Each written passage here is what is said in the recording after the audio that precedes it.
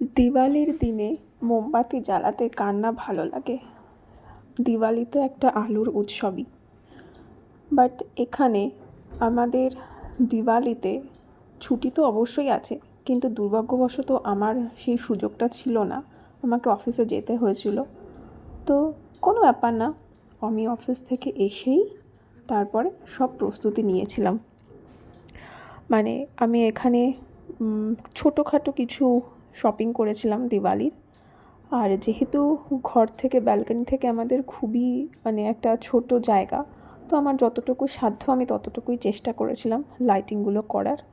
But সবথেকে বড় যে দুঃখজনক ঘটনা সেটা হচ্ছে আমার কর্তামশাই সুন্দর কিছু লাইট কিনে এনেছিলেন তিনি দোকান থেকে, কিন্তু আমাদের সাথে আমি ফার্স্টে একটা ভিডিওতে বলেছিলাম যে স্ক্যাম হয়েছিল। সেকেন্ড কথা, লাইটগুলো ঠিক গুনে গুনে 5 থেকে 7 মিনিট জ্বলছিল, তারপরে আর সেগুলো জ্বলছিল না।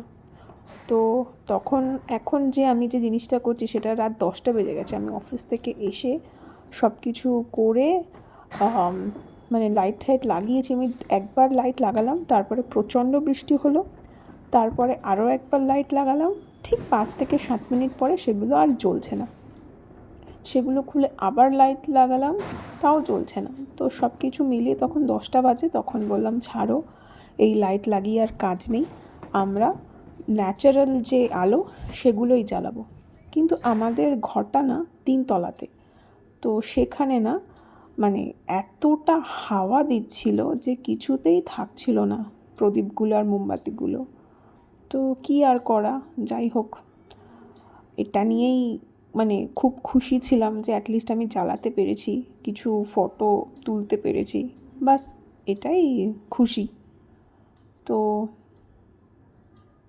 চলো, সবাইকে শুভ দীপাবলি জানি। অনেক দিন দীপাবলি আগেই চলে গেছে, বাট সবাই ভালো কাটিয়েছো কি না, কীরকম কাটিয়েছো কমেন্টে লিখো। চলো, টাটা।